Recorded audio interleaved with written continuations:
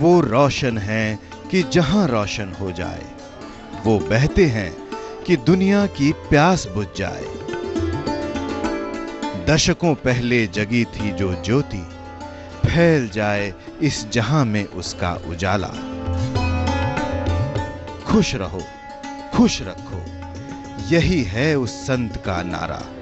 न जात पात, न मर्द औरत, न रंगो बू, न सीमाओं का बंधन। आज गूंज रहे हैं वो प्रेम गीत, बापू के साथ उठे थे जिनके कदम। आज 7 समंदर पार पहुंच गई उन हौसलों की उड़ान। प्रेम, सेवा, शिक्षा और करुणा, यही संकल्प हैं उनके। हर इंसान में है भगवान, यही मंत्र हैं उनके। जन जन तक पहुंचे इंसानियत का पैगाम, यही सपना है उनका। हर दिल में जले करुणा के दीप, यही मिशन है उनका।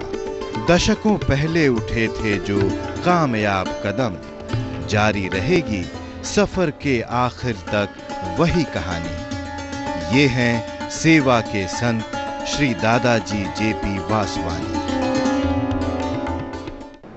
नमस्कार, मैं हूं मनीष शर्मा। भारत की जमीन साधु संतों की जमीन है। हर युग में यहाँ कुछ ऐसे लोग हुए हैं जिन्होंने मानवता के इतिहास में सेवा और उत्थान में अहम योगदान दिया है। आज हम बात कर रहे हैं सेवा और शांति के मिशन से जुड़े दादाजी जेपी वासवानी की। चहेतों में दादाजी के नाम से मशहूर सेवा के संत की शख्सियत पर एक नजर। To be happy, make others happy. यही मंत्र लेकर चल पड़े थे दशकों पहले जेपी वासवानी। यादों के झरोखे में झलकते हैं सिंध के पास हैदराबाद के वो दिन। 2 अगस्त 1918 की पैदाइश से लेकर जवानी के दिनों तक सब कुछ मामूली था। तब जशन पहलाज राय वासवानी भौतिकी का मेधावी छात्र था। एक थीसिस की शक्ल में डॉक्टर सीवी रमन तक पहुंच चुके थे उनके सपने, लेकिन तभी मानो जिंदगी ही बदल गई। चाचा और गुरु साधु वासवानी के संकल्प ने मोड़ दी एक जिंदगी की राह।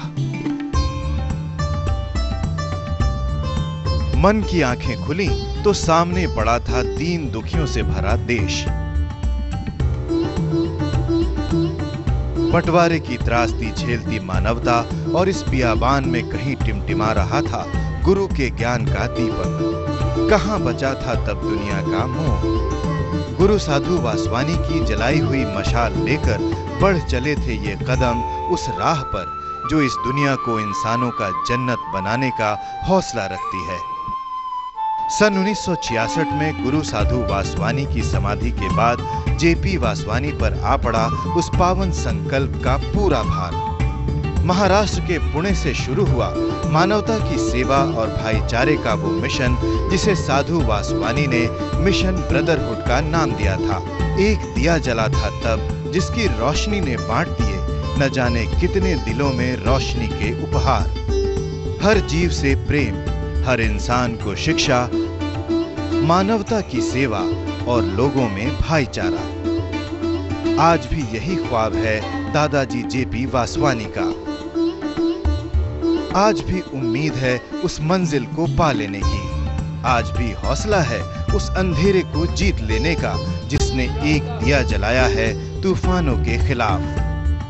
खुश रहो और खुश रखो के मंत्र के साथ शांति का संदेश गूंजा 7 समंदर पार भी। यूएनओ से लेकर कई वैश्विक मंच से जेपी वासवानी ने इंसानियत का पैगाम दिया।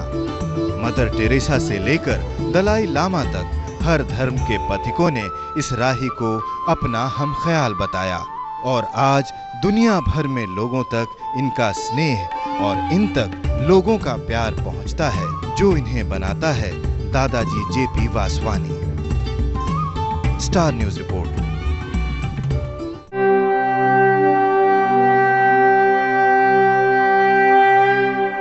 जिस शख्सियत ने दशकों तक मानवता के इतिहास के कई स्याह सफेद पल देखे हों और जिसके मन में जीव मात्र का कल्याण ही मिशन का लक्ष्य हो, उससे आप जरूर मिलना चाहेंगे। तो चलिए आपको मिलाते हैं दादाजी जेपी वासवानी से। मुलाकात के ये अहम पल समेटकर आपके लिए लाए हैं हमारे सहयोगी भव्य श्रीवास्तव। आइए मिलवाते हैं आपको दादा जशन पी वासवानी जी से। दादा, कैसे ये सब शुरू हुआ? 2 अगस्त 1918 को उसके बाद से कैसे ये सफर यहाँ तक आ पहुँचा है? How it all started? मैं बुजुर्ग नहीं हूँ, मैं तो एक बच्चा हूँ। I love to think of myself as a child sitting in the lap of the Mother Divine. Therefore, I'm always happy. It all began when I came under the influence of my Guru, Sadhu Vaswani. He was a poet, he was a singer of thousands of songs, he was an educationalist because he believed that the salvation of India will be through education. He spoke frankly, he said, I do not believe in politics, I believe in education. But education should be of the right type. दादा, आपके चेहरे पर हमेशा मुस्कान रहती है, लेकिन ऐसा दुनिया में बहुत सारे लोगों के साथ नहीं है। तो दुनिया के वो लोग क्या करें उनके चेहरे पर हमेशा मुस्कान रहे? Muskan is an expression of one's inner attitude. When in your heart you are at peace with all,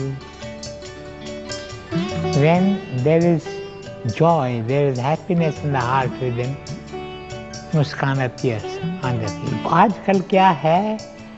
People are living under stress. They are living a life of tension. मुझे याद आता है a villager. He traveled by the railway train for the first time. When he bought the ticket, he was told that he would be allowed to carry only 40 kilos of luggage on the ticket. He happened to have 50 kilos. So what he did was he kept 40 kilos on the floor of the compartment and the remaining 10 kilos he carried on his head. So soon thereafter the TT entered the compartment. He said, why are you carrying all this load on your head? He said, I was told that I could carry only 40 kilos on the ticket. The remaining 10 kilos I am carrying on my head. The TT told him, but don't you realize that whether you carry it on your head or whether you keep it on the floor, it is ultimately pulled by the railway engine. You will have to pay for this extra luggage. So most of the people are like that. They are taking luggage on their heads, when in truth all the luggage is being pulled by the Lord. Come unto me, he says, and I shall bear all your burdens. All we need to do is to go to God in a spirit of humility and love.